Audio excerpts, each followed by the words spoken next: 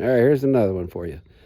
So Hosea says, my people are destroyed for lack of knowledge because they have rejected knowledge. Basically, they reject God, they reject Jesus, and they're destroyed. So here's a little bit of knowledge for you.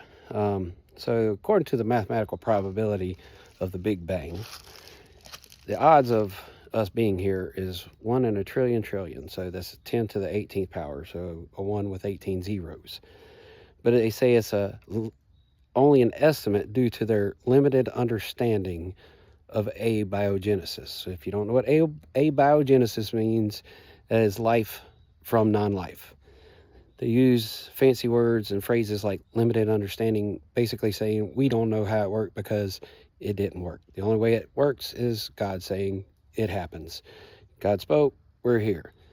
So that's one way to explain it. If you don't believe it, if you want to go with science, so here's, I talked to somebody one time about the odds of the Big Bang and us being here and how the odds are very low. And he said, well, we know it happened at least once. And I laughed at first because I thought he was joking.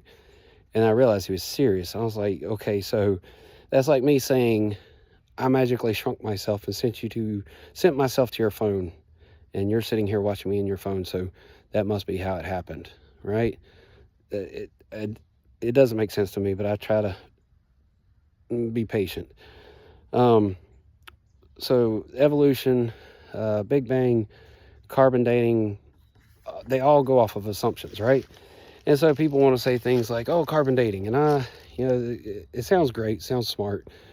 But if you ever actually look into it and read, the actual science and the literature on these things. So the National Center for Science Education, the NCSE website, I was reading it. Carbon dating is accurate to about 50,000 years.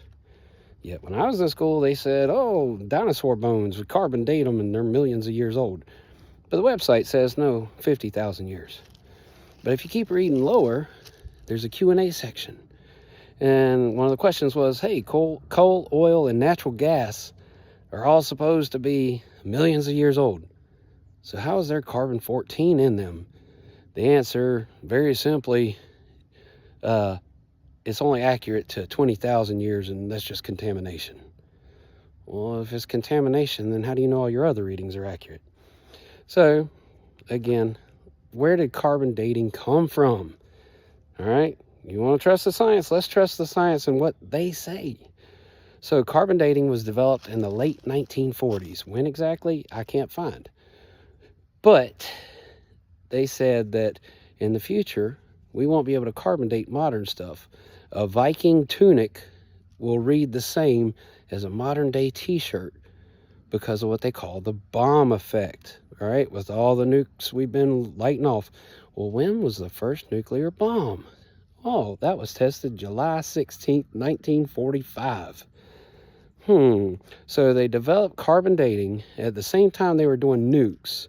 But then they say that the carbon dating can't be accurate because of the nuclear radiation that we put into the world. Yet we're supposed to trust the science. I don't know, that makes sense to me. So you think what you want. Just my thoughts.